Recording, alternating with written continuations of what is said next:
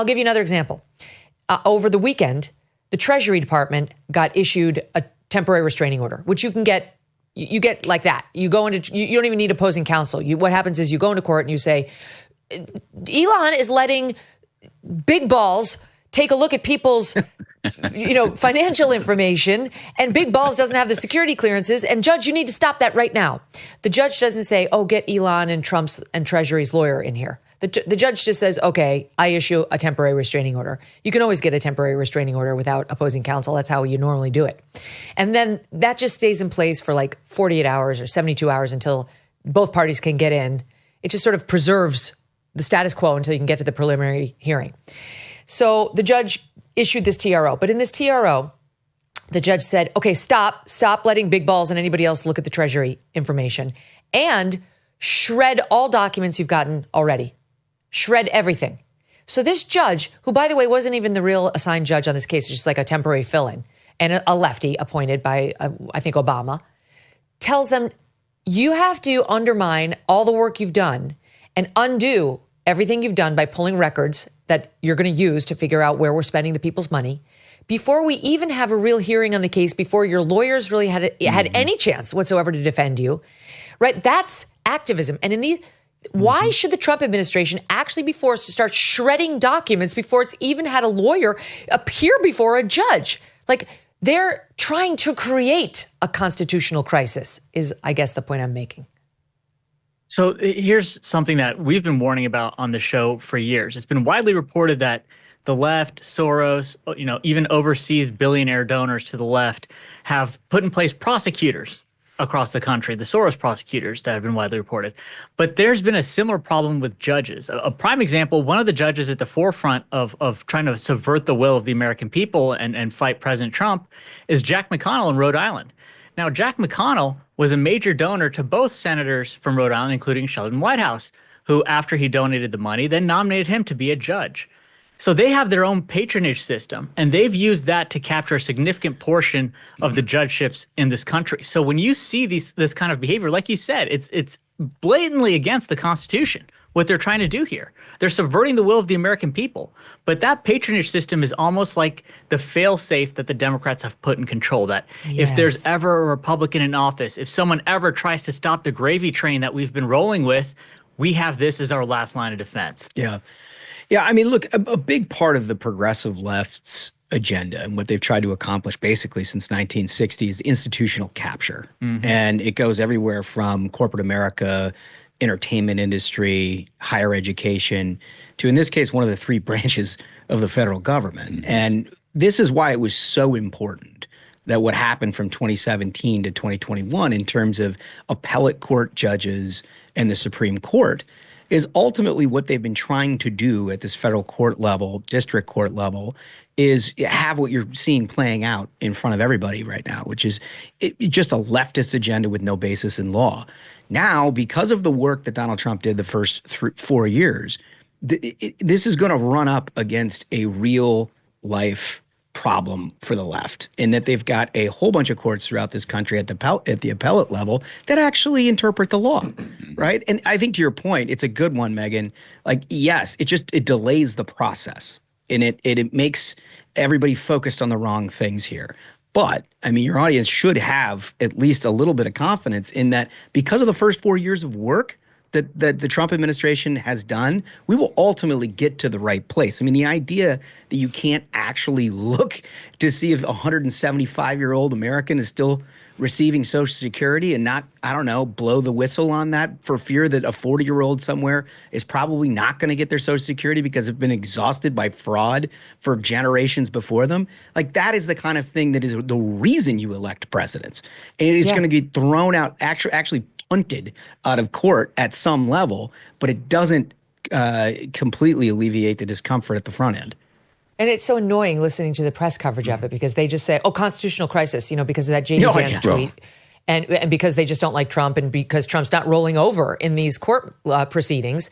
But what's really happened here is we've had a dereliction of duty and overstepping of the authority by the Biden administration and other, I'm sure, leftist administrations prior. We know that happened during Obama.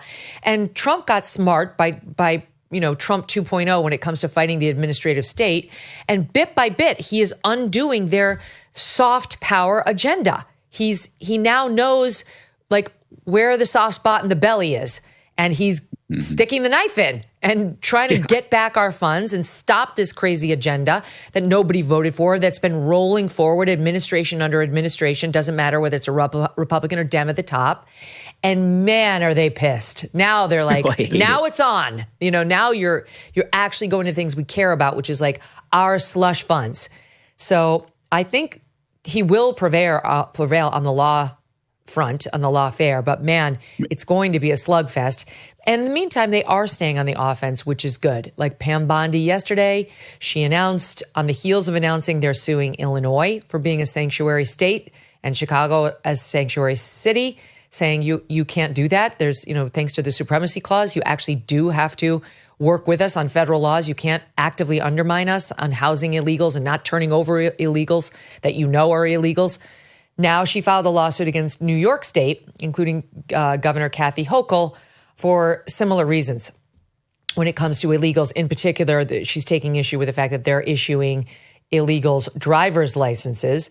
And then when the feds call up saying, do you have an illegal immigrant by the name of whatever, Julio something, instead of saying, oh yeah, we have him right here at the Roosevelt Hotel, which is where Laken Riley's would-be murderer stayed on the taxpayer's dime. Instead of saying, yeah, he's at the Roosevelt, we'll, go ahead over, or even in New York jail, at Rikers for having committed a crime, they say, we're not going to tell you. And then they notify the illegal. New York then calls the illegal at the Roosevelt or notifies them at Rikers to say, hey, FYI, the feds are looking for you. So if they can flee, they do. And what happened with Laken Riley's murderer? I don't know that notification happened with him, but he was staying at the Roosevelt on our dime. And then on our dime, we flew him down south. And that's where he murdered Laken Riley in Georgia. All funded by us. So she is trying, Pam Bondi now, to stay on offense. In addition to she's the one who's going to have to defend all this bullshit happening against Elon, against Treasury, against all these programs that they're trying to look into. Now she's also trying to stay on offense by going after Illinois, by going after New York. And she's going to have these other battles on her hands as they continue in places like Maine and Minnesota.